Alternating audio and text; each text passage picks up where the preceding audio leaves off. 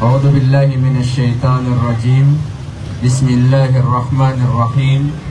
الحمد لله والصلاة والسلام على رسول الله وعلى آله وصحبه أجمعين وبعد. رب اشرح لي صدري ويسر لي أمري واحلل عقدة من لساني yafqahu qawli. Sa ngalan ng Allah, mapagpala ang mahabagi ng lahat ng papuri at pasasalamat para lamang kay Allah, ang Panginoon ng lahat ng mga daigdig. Nawa ang pagpapala, kapayapaan ng Allah ay mapasa kanyang huling propeta na si Muhammad sallallahu alaihi wasallam, sa lahat ng mga taong nagdanais tumahak sa matuwid na landas hanggang sa huling araw. Mga mahal naming magulang, mga kapatid, mga kaibigan, kami po yung humihingi ng kaunting pasensya sa inyo. Magbabahagi lang po kami ng aral ng pananampalatayang Islam sa inyo, na ang tanging hangarin po ay ang kaligtasan ng bawat isa. Nais po namin kayong makasama hindi lang po dito sa Tumana, bagkos ang hangad namin sa kabilang buhay sa paraiso ng dakilang tagapaglikha. Doon nawa tayong pagsamasamahin, pagtipon-tipunin sa kaharian ng dakilang tagapaglikha, ang Panginoong Allah. Mga magulang, mga kaibigan, kami po ay mga Muslim na mangangaral, misyonaryong Muslim na nagpapalaganap ng Islam dito sa Kalahang, Maynila o sa Rizal at saan mang lugar dito sa bansang Pilipinas. Tayo po ay nakakarating kung saan-saan upang magbahagi lang po ng kaalaman, mensahe ng pananampalatayang Islam, na ang tanging hangarin namin ay ang kaligtasan ng bawat isa. Nais namin na tayo ay patnubayan ng dakilang tagapaglikha, ang nag-iisang Panginoon, ang Panginoong Allah, ang kataas-taasan, ang pinakadakila. Mga magulang, ako pala si Brother Abdul Qadir. Ako po ay isang balik Islam, isang dating Kristiyano na nag-Muslim. At bilang isang Muslim, ay tungkulin po namin na bahagian kayo ng mensahe na buhat pa sa dakilang tagapaglikha. Dahil po kaming mga Muslim ay hindi po kami matatawag na tunay na Muslim kung hindi kami magmamalasakit. Kung anong hinahangad namin sa aming mga sarili ay hinahangad din po namin para sa inyo. Ang kabutihan po, ang kaligtasan, higit lalo sa kabilang buhay. So aking ibabahagi sa inyo mga magulang, bago ako magsimula, meron po tayong libreng babasahin dito. Wala pong bayad. Pwede po kayong kumuha ng babasahin, libre po. At kung meron po kayong mga katanungan, gusto nyo bigyang linaw o lilinawin yung mga bagay-bagay, ay maaari po kayong magtanong sa akin. So, yun po mga mahal na magulang, bilang mga Muslim ay nagbabahagi lang po kami sa inyo ng kaalaman, no? So, pwede po kayong magtanong anytime. Lumapit lang po at bibigyan namin kayo ng kaunting regalo, no? Magbibigay po kami ng 100 pesos sa bawat magtatanong po, no?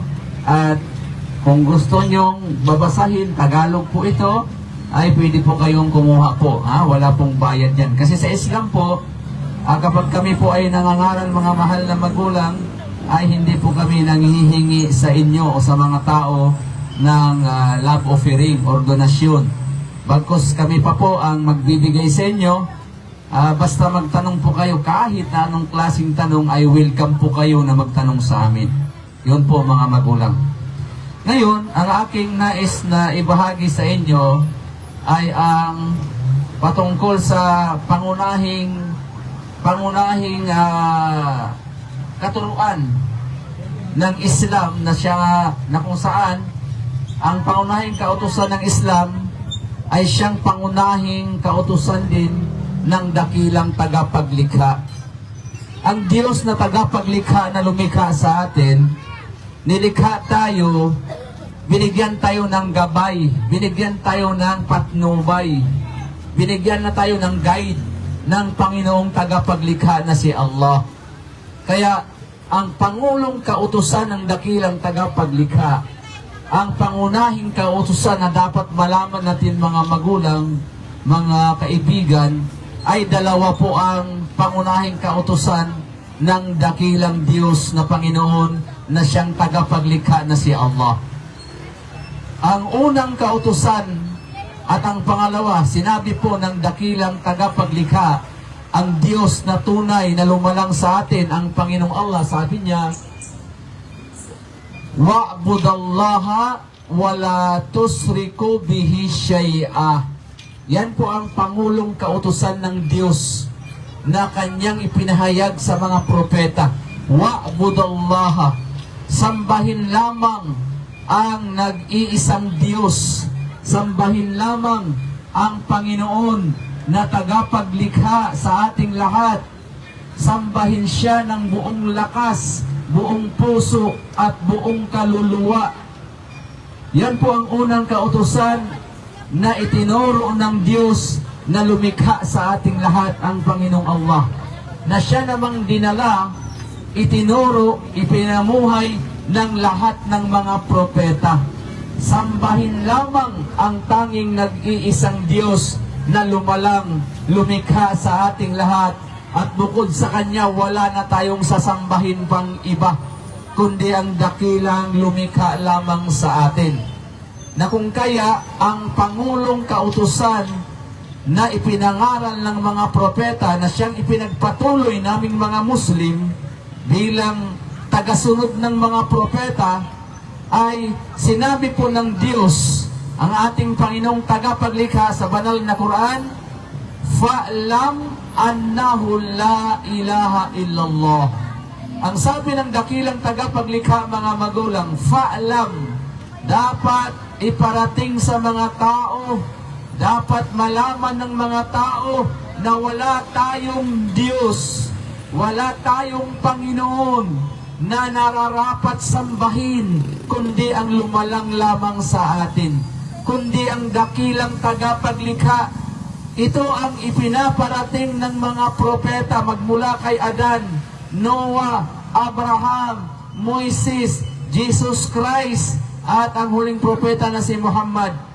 Pinaparating ng mga propeta sa atin ng mga tao na wala tayong Diyos, wala tayong Panginoon na dapat sambahin at dapat kilalanin, kundi ang dakilang tagapaglikha lamang, ang lumalang sa ating lahat at naglikha ng kalangitan at ng kalupaan, mga magulang, mga mahal na kaibigan, mga mahal na kapatid. Yun po ang unang kautusan, buhat pa sa dakilang tagapaglikha. Wa'budallah, sambahin lang ang Panginoong Allah. Sambahin lang ang nag-iisang Diyos. Ito ang pangulong kautusan na dinala ng mga propeta katulad ni Jesucristo. Si Jesus Christ na anak ni Birheng Maria, dakilang propeta sa kanyang panahon.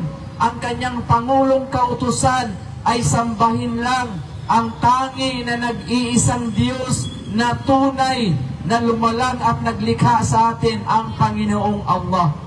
Ano ang sinabi ni Jesucristo?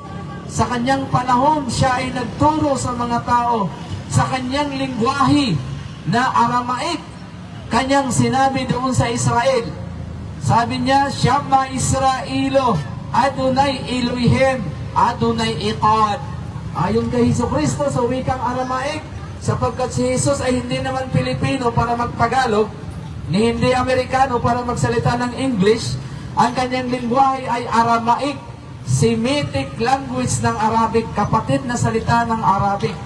Sa malapit na kahulugan, sabi ni Jesucristo, Shama Israelo, Adonai Elohim, Adonai Echad. Sabi ni Jesus, makinig kayo o angkan ng Israel, ang Panginoon nating Diyos, ang ating Panginoong Diyos, kasama sarili niya, meron siyang Panginoon na ipinakilala. Itinuturo niya ang nag-iisang Diyos nasa ibabaw ng kalangitan. Sabi ni Jesus, makinig kayo angkan ng Israel, ang Panginoon nating Diyos, kasamang sarili ni Jesucristo na meron siyang Panginoon, meron siyang Diyos. Ang Panginoon natin ayon kay Jesus, ang Panginoong Diyos ay nag-iisang Panginoon lamang. Itinuturo niya nag-iisang Panginoong Diyos nasa ibabaw sa langit, ang dakilang Allah na tagapaglikha. Sabi ni Jesucristo, sambahin ninyo, ibigin ninyo ang nag-iisang Diyos ng buong lakas, buong puso, buong kaluluwa at buong isip.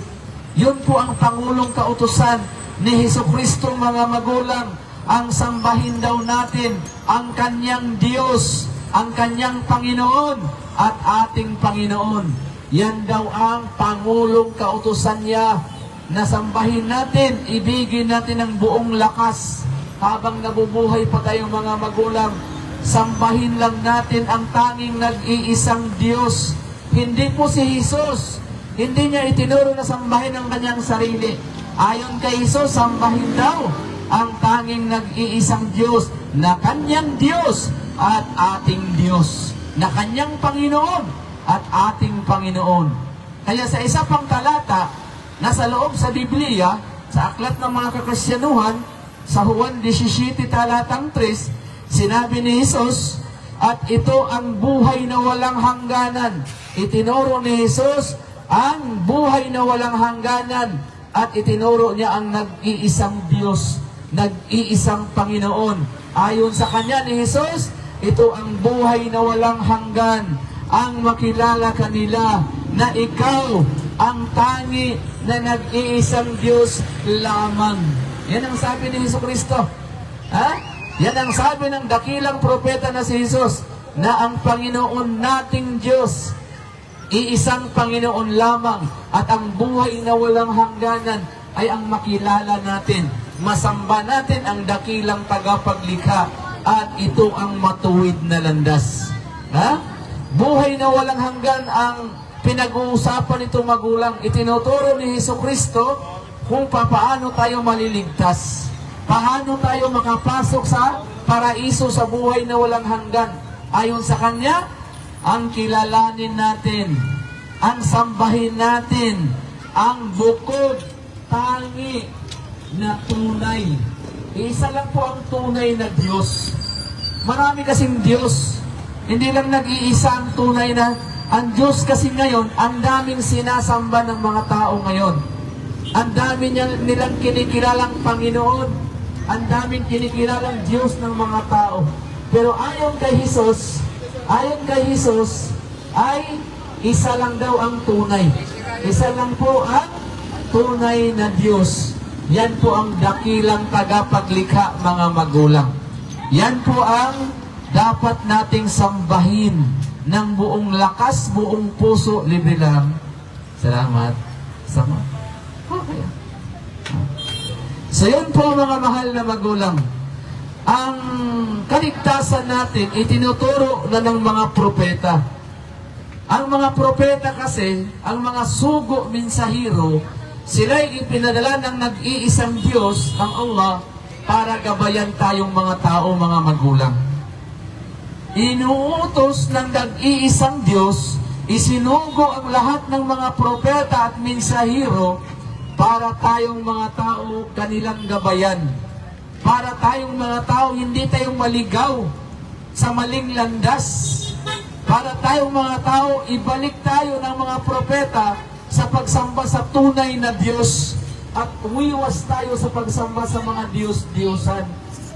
Kaya nung isinugo ng dakilang tagapaglikha na si Allah, ang mga propeta, kanyang sinabi sa banal na Quran, ito po ang nakasaad, mga mahal na magulang, sabi ng Diyos, ng Panginoong Allah, وَلَكَدْ بَعَثْنَا فِي كُلِّ أُمَّةٍ رَسُولًا أَنْ يَعْبُدُوا اللَّهَ وَاجْتَنِبُوا الطَّاغُوتَ. Ang ibig sabihin po, mga mahal na kaibigan, mga kababayan, mga mahal na magulang, sabi po ng dakilang Diyos na tagapaglikha na si Allah, na kanyang isinugo, kanyang pinadala ang mga propeta, ang mga mensahero sa magkaibang lugar, sa magkaibang panahon, upang sambahin lang ika ang nag-iisang Diyos na ating tagapaglikha. Yun po ang utos ng Diyos. Yan po ang purpose. Bakit isinugo, pinadala ang mga propeta? Ang sambahin natin ang tanging nag-iisang Diyos, ang Panginoong Allah. Kaya kung ating pagmasdan lahat ng mensahe ng mga propeta, buhat pa kay Noah, ay pagsamba lang po sa nag-iisang Diyos, mga magulang. Pagsamba po sa nag-iisang Diyos na hindi tatlong persona. Magkaiba po yung tatlong persona, magkaiba ang isa. Iba ang isa kaysa sa tatlo.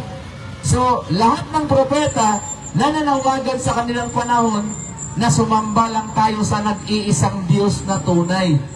Kaya nga sa panahon ni Propeta Noah, sabi niya, na ating mababasa sa banal na Quran, sabi ni Propeta Noah, "Qala ya qaumi, inni lakum nadirun mubin.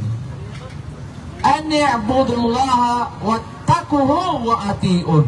Sabi ni Propeta Noah, si Propeta Noe, at kilala natin ito, yung gumawa ng barko na malaki, sapagkat magkakaroon ng malaking, malawakang pagbaha, inutusan niya ang kanyang mga kababayan na siya ay pakinggan dahil siya ay tagapagbabala mula sa Diyos, na ang Diyos na tagapaglikha ay magpapadala ng malaking baha dahil ang mga tao, imbis na sambahin ang Diyos ni Noah, sumamba sa mga Diyos-Diyosan ng mga tao.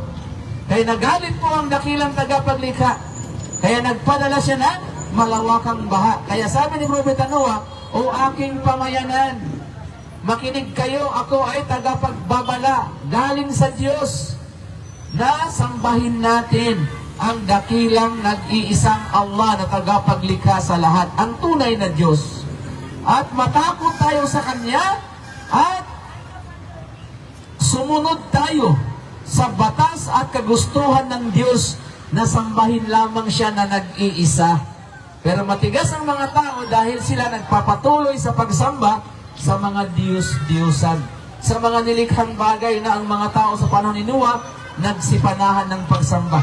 Dahil dito nagalit ang Diyos, ang Panginoong Allah, nagpadala siya ng malawakang baha na umabot pa sa tuktok ng bundok ang tubig at marami ang nangalunod. Iilan lamang ang naligtas at naniniwala kay Propeta Noah. Tulad namin ngayon, nagbabahagi kami sa inyo ng katotohanan, pagsamba lamang sa tunay na Diyos at hindi kayo naniniwala, ay bahala na po kayo. Nasa inyo po ang desisyon, nasa inyo ang kalayaan. So balikan natin sa panahon ni Propeta Noah na lamang. Yung mga tao hindi naniniwala kay Propeta Noah, instead na sambahin ang dakilang tagapaglikha, gumawa sila ng mga Diyos-Diyosan, doon na nagsamba, kaya nagpadala ng malawakang baha, nalunod. Mahigit 80 lang ang naligtas na tao. Lahat ng mga tao nangamatay, nalunod. Kasi nga, hindi sila sumasamba sa dakilang nag-iisang Diyos, sumasamba sila, gumagawa sila ng mga Diyos na kanilang sinasamba. Nagalit ang tunay na Diyos. Yun po mga kababayan. Pagdating kay Propeta Abraham, si Propeta Abraham, kilala natin, di ba?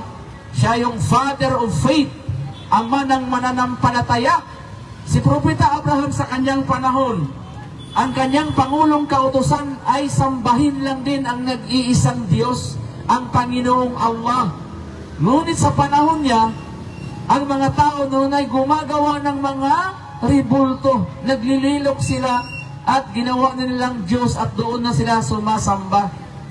Kaya sabi ni Propeta Abraham, "Wa Ibrahimu qala li qaumihi, a'budullah wattaquhu wa ati'un. Zalikum khairun lakum in kuntum la ta'lamun."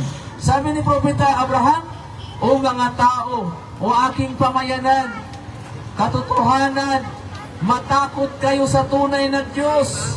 Matakot kayo sa tagapaglikha. Dahil ang inyong mga sinasamba ay mga nilikha na lamang.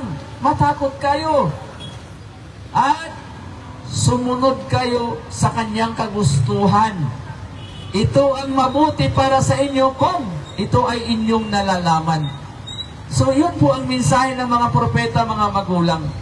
Ang pagsamba lang po sa Allah, sa dakilang tagapaglikha, wala nang iba pa. Pagdating kay Propeta Moises, si Propeta Moises, mga magulang, Kilala natin si Propeta Moises, ang kanyang pangulong kautusan na kung saan napapalunong sa 10 utos, 10 commandments, ay ganito po ang nakasaad. Ulit. Sa panahon ni Propeta Moises, ang kanyang pangulong kautusan maging sa labas ng simbahan, atin din mo mababasa doon na sa Exodo po 20 verse 3 hanggang 4, sabi ng Diyos kay Moises, sapagkat ako nga ang Panginoon ninyong Diyos, huwag kayong magkakaroon ng iba pang Diyos liban lamang sa akin. Yun yung pangulong kautusan ni Propeta Moises sa Old Testament na nakaukit sa labas ng simbahan. Sabi ng Diyos doon, huwag kayong magkakaroon ng ibang Diyos liban lamang sa akin. Di ba mga mahal, napakalinaw? Ito po ang mensahe ng Islam. Ito po ang mensahe ng mga Muslim. Magbalik loob tayo sa pagsamba sa tunay na Diyos na tagapaglikha sa lahat. Hindi po nilikha. Iba ang tagapaglikha. Yun ang tunay na Diyos. Yun po ang Panginoon na nararapat sambahin. Yung Creator, sa Arabic, Al-Khaliq, tagapaglikha. Yun ang katangian ni Allah. Yun ang katangian ng tunay na Diyos. Kaya, maana mayaduna min dunihi huwal batil. Sino man ang sinasamba ng mga tao, maliban sa tagapaglikha, sa Creator, sa Allah, ito ay mga huwad, mga piki, mga bulaan na hindi nararapat sambahin. Kaya nga sa panahon ni Jesucristo, si Jesucristo hindi nagturo na sambahin ang kanyang sarili. Malinaw po ang pangulong kautusan ni Jesucristo, maging sa Biblia, sa Marcos 12:29, sabi ni Jesus, pakinggan niyo, Israel, ang Panginoon nating Diyos, ang Panginoon ay iisang Panginoon Diyos lamang. Iisa lang daw, sabi ni Jesus. Saan ang galing na naging tatlo ang Diyos ngayon, na may Diyos Ama, Anak, Espiritu Santo? Samantalang sa panahon ni Jesus, sa nag-iisang Diyos lang daw tayo sasamba ng buong lakas, buong puso, buong kaluluwa, buong isip. Kaya nga sa banal na Quran, sinabi ng Diyos na si Allah na sa panahon ni Jesucristo o ni Isa ibnu Maryam, sapagkat ang pangalan ni Jesus ay Isa ibnu Maryam, dahil ang Jesus ay pangalan ng taga-Espanyol yan, Spain, Jesus. Hindi naman taga roon si Jesus. Si Jesus ay Palestino, siya ay Arabo, siya ay Muslim, sapagkat ang tao dyan sa Palestine ngayon ay mga Arabo. Ha? Na kung saan sinabi ni Jesus, ayon kay Allah, ayon sa Diyos, sabi ni Jesus, wa inna Allaha rabbi wa rabbukum fa'buduhu hada siratun mustaqim.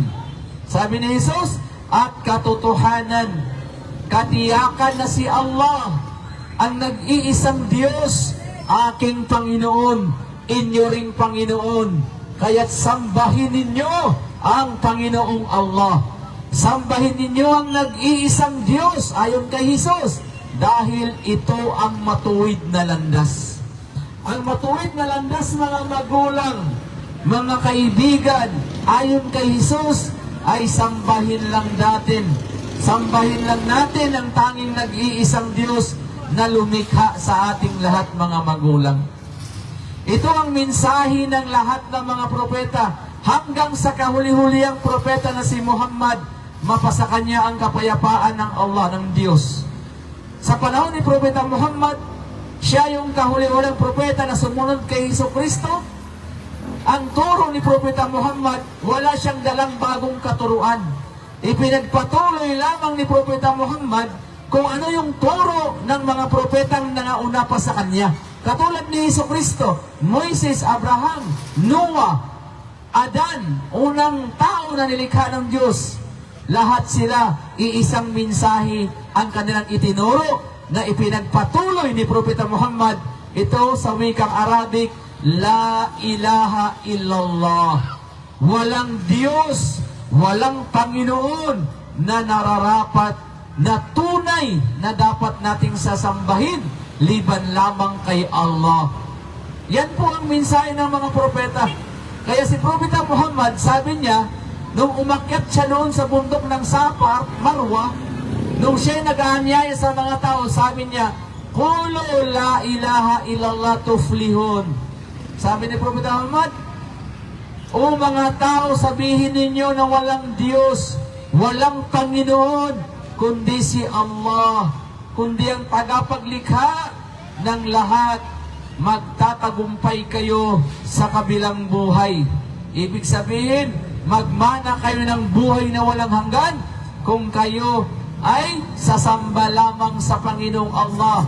Walang Diyos, walang Panginoon na tunay na karapat-dapat sambahin kundi ang nag-iisang Panginoon ang Allah. Libre lang, sir. Salamat po. Ito pa, sir. Thank you. So yun po, mga kapatid, mga magulang, mga kaibigan. Ang unang pangunahing kautusan ng Diyos na dinala ng mga propeta na itinuro ni Jesus, ni Moises, ni Muhammad, ni Abraham, ni Noah, ay ang sambahin lang natin ang dakilang tagapaglikha, ang Panginoong Allah. Kaya sabi ng dakilang tagapaglikha sa banal na Quran na ating mababasa, "Wa'budallah wa la tusriku bihi syai'ah." Sambahin lamang ang nag-iisang Diyos na si Allah.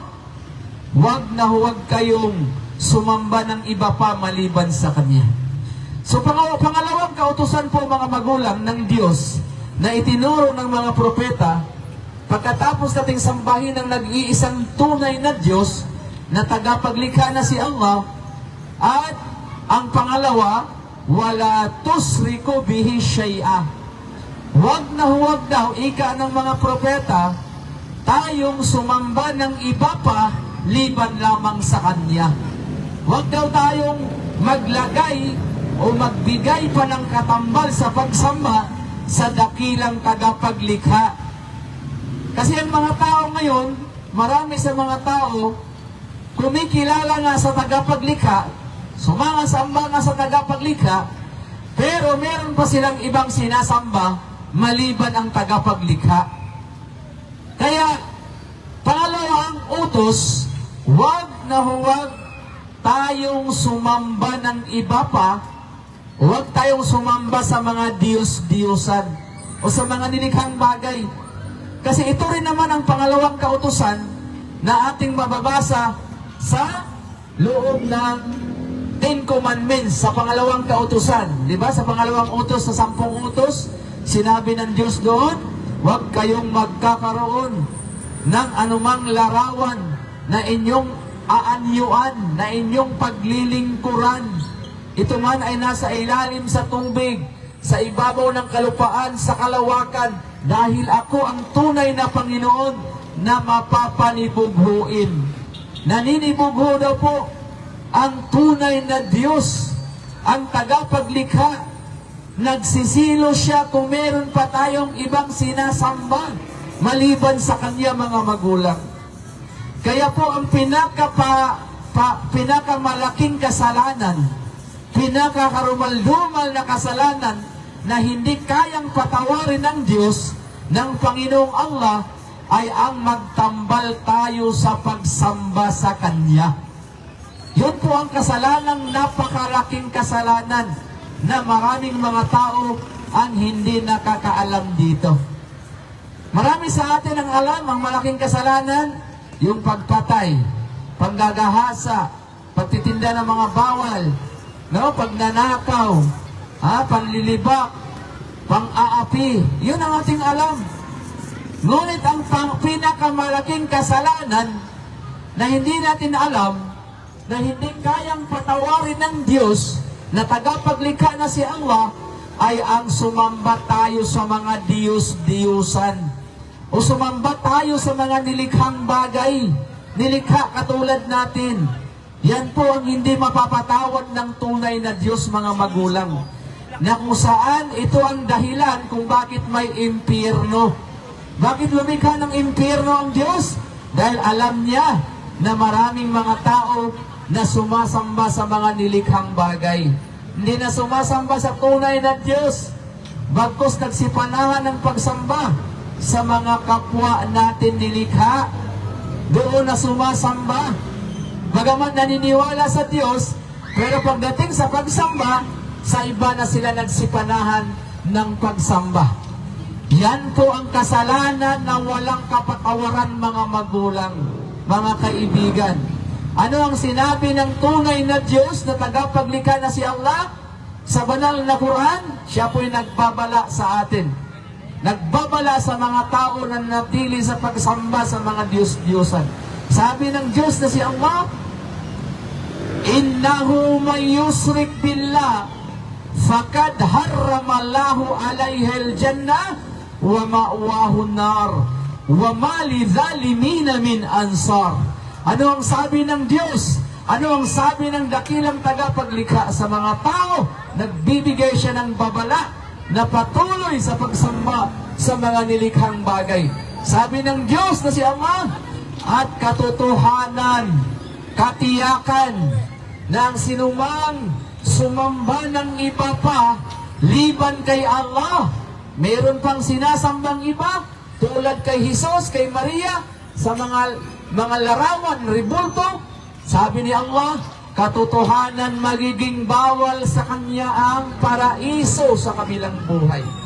Magiging bawal sa kanya ang paraiso. At ang impyerno, ang kanyang magiging tirahan, magpasawalang hangganan sa kabilang buhay. Ang impyerno, ang kanyang magiging tirahan. Sa nakakatakot, mga magulang. Ito po'y galing sa ating dakilang tagapaglikha. Huwag daw tayong magkakaroon ng iba pang Diyos. Dahil yan ang hindi niya mapapatawad na kasalanan na magsasadlak sa atin sa impyerno. Kaya dalawa po ang utos ng Diyos. Sambahin lang siya na nag-iisa, huwag na huwag siyang pagtambalan sa pagsamba kanino pa man. Kailangan ang pagsamba natin malinis, dalisay, nandoon lang sa nag-iisang Diyos na tagapaglikha, wala ng iba pa. Ano pa ang sinabi ng Diyos? Ano pa ang sinabi ni Allah? Innahu may yusrik billah fakad harramallahu alayhi al-jannah wa ma'wahu nar.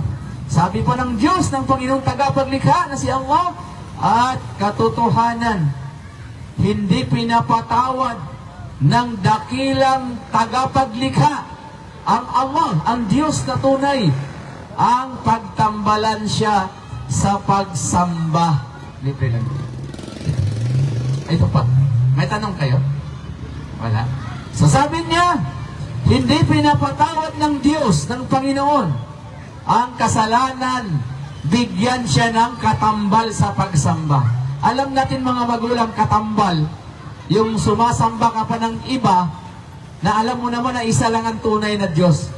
Ginawa mong partner, parang company, partnership, meron kang kasama, ang Diyos na nag-iisa, sinamahan mo rin ng pagsamba, sumamba ka rin sa kahoy, sa bato, sa simento, pati mga tao, anghel, espiritu, sinamba din, inaakibat mo doon sa tagapaglikha, yun po ang kasalanang walang kapatawaran. Kaya po, magbalik loob po tayo sa pagsamba sa tunay na Diyos, mga magulang. Iisa lang po ang ating buhay, huwag sayangin. Huwag sayangin, magbalik loob tayo sa pagsamba lamang sa Allah, sa tunay na Diyos. Dahil kahit gaano mo kabuti, gaano mo man kabait na tao, kahit gagawin ka ng santo sa kabaitan mo, ngunit ang sinasamba mo ay meron pang iba, maliban sa tagapaglikha, mawawalan ng saysay, mawawalan ng silbi ang ginagawang mabuting gawain natin. Mawawalan ng kabuluhan. Kasi sinabi ng Diyos, ng tagapaglikha, sabi niya sa banal na Quran, sabi ni Allah, walau asraku lahabita anhum makanu ya'malun.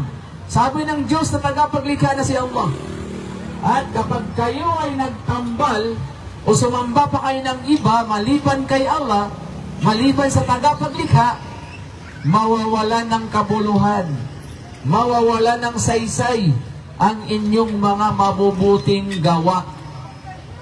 Yung mga kabaitan natin dito sa mundo, ang mga mabubuting gawa, ng tao sa kabilang buhay, sa araw ng paghukom, mawawala ng saysay. Walang silbit kabuluhan dahil hindi pinapatawad ng Allah ang magtambal tayo sa pagsamba sa Kanya. Kaya ito po ang nagustuhan ko sa Islam. Bakit maraming mga Kristiyano ang yumayakap sa Islam? Isa na ako doon dahil dito namin nakita ang malinis, ang dalisay pagdating sa pagsamba sa nag-iisang Diyos. Napakalinis, crystal clear, no? Napakalinaw ang turo ng Islam. Sa nag-iisang Diyos lamang tayo, sa tagapaglikha lamang tayo sasamba. Huwag tayong sasamba sa mga Diyos-Diyosan, sa mga hindi totoo. Yan po ang mensahe ng Islam. Dahil ang napakalaking kawalan ng katarungan sa tagapaglikha ay ang magtambal tayo sa pagsamba sa Kanya. Kaya nga sinabi ng Diyos na si Allah, inna syirka la dhulmun azim. Sabi ng Diyos, at katotohanan, ang karumaldumal na kasalanan na walang kawalan ng katarungan sa dakilang tagapaglikha ay ang syirk, ang magtambal tayo sa pagsamba, ang sasamba pa tayo kay Jesus, kay Maria, sa iba pang mga nilikha. Yan po ang kawalan ng katarungan na napakalaki na hindi mapapatawad ng ating dakilang tagapaglikha na si Allah. Kaya po mga magulang, kami pong mga Muslim, hindi po namin kayo nililigaw ng katuruan. Bagkus ibinabalik lang namin kayo sa katuruan, buhat pa sa dakilang tagapaglikha na dinala, itinuro, ipinangaral ng lahat ng mga propeta. Ang sumamba lang tayo sa Panginoong Allah. Ang Allah po, yun po ang creator. Yun po ang tagapaglikha. Yan ang naglikha sa atin. Si Allah po ang nagkaloob ng ating buhay. Siya rin po, si Allah ang babawi ng ating buhay. Kaya po nararapat po na ang ating pagsamba ay para lamang sa Kanya.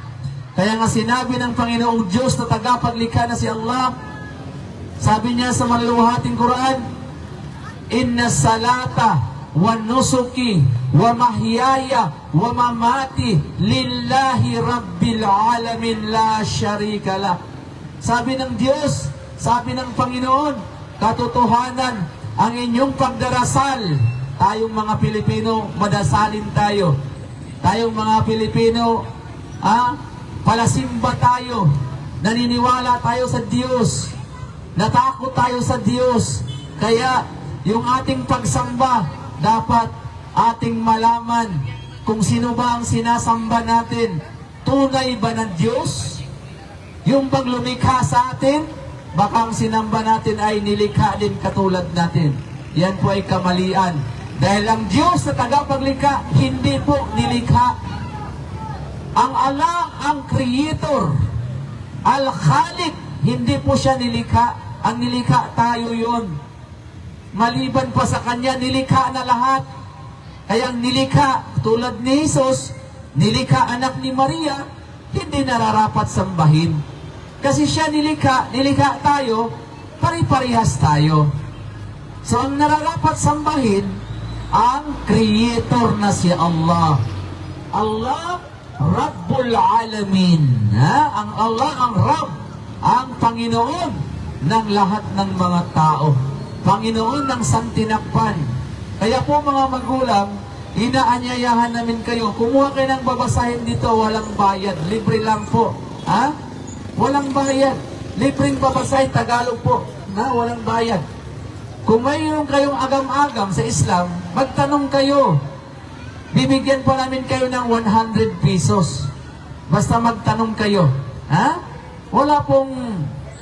napakaganda po sa Islam. Magtanong na kayo, mayroon pa kayong regalo. Ibibigay po namin sa inyo ang katotohanan na siyang magpapalaya sa inyo. At meron tayong libreng babasahin.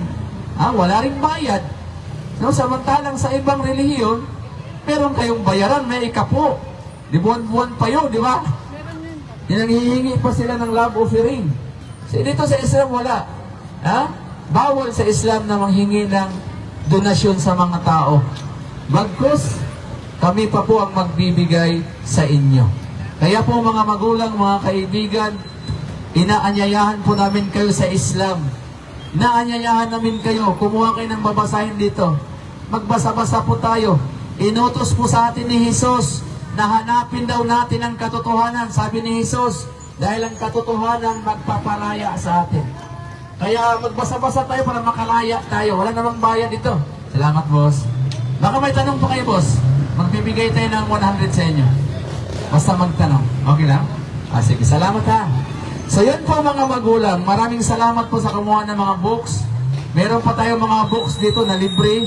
Sana kumuha po kayo mga mahal na magulang para po meron kayong kaalaman. Kasi nga ang buhay natin napakaikli lang. Hindi tayo magtatagal dito sa mundo. Pansamantala lang tayo sa mundo. Hindi tayo magtatagal. Hindi ito forever. Ang mundo hindi forever. Ang forever, doon sa kabilang buhay, kung makapasok tayo sa paraiso, yun ang forever, buhay na walang hangganan. Dalawa kasi yun eh.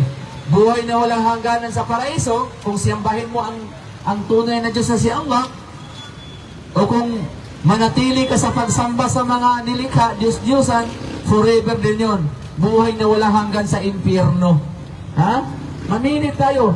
Paraiso, impyerno. So lahat tayo gusto ng paraiso. Ang tanong, sinamba ba natin ang lumikha ng paraiso? Ay kung hindi natin sinamba, paano tayo makakaasa ng paraiso? Di ba? So simple lang po sa Islam. Kaya inanyayahan namin kayong mga magulang. Kung meron sa inyong gustong mag-Muslim, no? Baka iniisip nyo na mahirap ang pag-Muslim. Mahirap pumasok sa Islam. Napakadali po. Napakapayak po ang pagpasok sa Islam. Dito sa Islam po, wala pong lubluban dito na magaganap. Wala ring wisik-wisik. Lalong walang pakimkim. Walang ninong, walang ninang. At higit sa lahat, pag nag-Muslim, walang binabayaran. Ang gagawin lang natin ay syahada. Ano ang syahada? Pagsasaksi. Manumpa lang tayo mula sa kaibuturan ng ating puso. Manumpa tayo na wala tayong Diyos na kilalanin at sambahin, kundi si Allah lamang, kundi ang Creator lamang. Pagkatapos itakwil natin ang pagsamba sa Diyos-Diyosan. Huwag tayong sumamba sa kahoy, sa bato, siminto o tao. Huwag tayong sumamba dyan. At maniwala tayo sa mga propeta. Lahat sila, paniwalaan ng lahat ng propeta, mahalin, galangin, sundin. Katulad ni Propeta Muhammad, Propeta Jesus, Propeta Moises, Propeta David, Propeta Solomon, Propeta Abraham, Propeta Jacob, Propeta Noah, lahat ng propeta, mahalin natin, paniwalaan natin. Ngunit ni isang propeta, huwag nating sasambahin mga magulang. Walang propeta na nagpapasamba sa kanilang panahon. Maski si Jesucristo, wala tayong mababasa sa loob ng Biblia na kanyang inutos na sambahin siya. Wala tayong mababasa sa loob ng Biblia na sinabi ni Jesus, sambahin niyo ako, ako'y Diyos. Wala po. Balikan natin ang aral ni Jesus, pagsamba lang sa nag-iisang Diyos. Kalakip ang pagsunod, pagtalima sa kalooban sa Diyos. At ito ang kahulugan ng Islam. Submission to the will of God. Yan ang turo ni Jesucristo, na sundin ang kalooban ng Diyos dito sa lupa habang nabubuhay pa tayo, hanggang mamatay tayo na makapunta tayo sa langit. Sambahin ang nag-iisang Diyos. Yan ang mensahe ni Jesus. Libreng babasahin po. Mga sir, libreng babasahin. Walang bayad dyan. So yun po mga magulang. Libre na babasahin na. Gusto mo na o Tagalog po. So yun po mga magulang. Ang pag-Muslim po, napakasimple lang po. Baka isipin yung mahirap pag-Muslim. Napakadali po. Sasaksi lang tayo na walang Diyos, walang Panginoon, kundi ang tagapaglikha na lumalang sa atin. Yun lang. Mahirap ba yun? Sa tingin nyo, mali ba na sambahin natin ang tagapaglikha? Mas mali ang pagsamba sa mga nilikha. Ang mga nilikha, hindi nararapat sambahin. Ang tama, ang turo ng Islam. Ha? Kasi, ang turo ng Islam, monotheism. Ang turo ng Islam, pagsamba lamang sa nag-iisang Diyos. At huwag sumamba sa mga nilikhang bagay. Pero ang ibang relihiyon, pagsamba sa mga nilikhang bagay. Kaya, hindi makakapasok sa paraiso dahil yan ay pinakamalaking kasalanan ang pagsamba sa mga nilikha na ginagawa ng ibang relihiyon. Pero ang Islam, pagsamba sa tagapaglikha.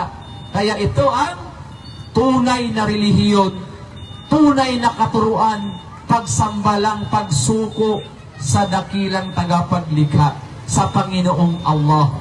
Yan po ang kaligtasan, mga magulang. So hanggang dito na lamang, dahil kami ay magsasala pa, magdarasal pa, at uulitin ko, meron tayong mga libreng babasahin dito ha, mga magulang. Kumuha po kayo ng babasahin, libre po, walang bayad ha. Kung may tanong po kayo, magtanong po kayo sa amin, huwag po kayong mahiya. Magbibigay tayo ng 100. Libreng babasahin natin, walang bayad po. Tagalog po ito. Ha? Kumuha po kayo. Huwag tayong magiging one-sided. Huwag nating gawin at paniwalaan yung sinasabi ng mga tao, dito na ako namulat, dito na ako mamamatay. Huwag. Eh kung mahuhulog ka na sa impyerno, diyan ka lang ba? Hindi mo ba iligtas ang sarili mo sa impyerno? So magiging bukas ang ating kaisipan. Huwag tayong gumamit ng emosyon, damdamin. Yan ay balakid sa atin para hindi natin masumpungan ang kaligtasan. Bagkus ang talino na ipinagkaloob ni Allah ng Diyos, yun dapat ang dapat mangingibabaw. So hanggang dito na lamang. Subhanakallahumma bihamdik, asyhadu an la ilaha illa ant, nastaghfiruka wa atubu ilaik. Assalamualaikum warahmatullahi wabarakatuh. At hanggang dito na lamang. Maraming salamat po sa inyong lahat. Nawa dalangin ko po sa dakilang tagapaglikha na si Allah, naway gabayan kayo sa katotohanan, patnubayan kayo, at igawad sa inyo ang hidayah, ang gabay mula sa dakilang tagapaglikha, sapagkat kami po ay nagbabahagi lamang bilang mga Muslim ng katotohanan. Wala po sa amin ang gabay. Ang gabay po nasa itaas sa nag-iisang tagapaglikha na si Allah. Hanggang dito na lamang. Maraming salamat po sa lahat. Kung may nasabi tayo na nasaktan ng damdamin, humingi kami ng paumanhin sa inyo. Tunay po na ang katotohanan ay mapait, katulad ng gamot, mapait, mapakla. Pag ininom mo, ay gagaling ka. Ganun din po ang katotohanan. Kapag tinanggap mo ang katotohanan, gagaling ka din. At gabayan ka pa ng dakilang tagapaglikha at papapasokin ka sa paraiso sa kabilang buhay. Maraming salamat po sa lahat.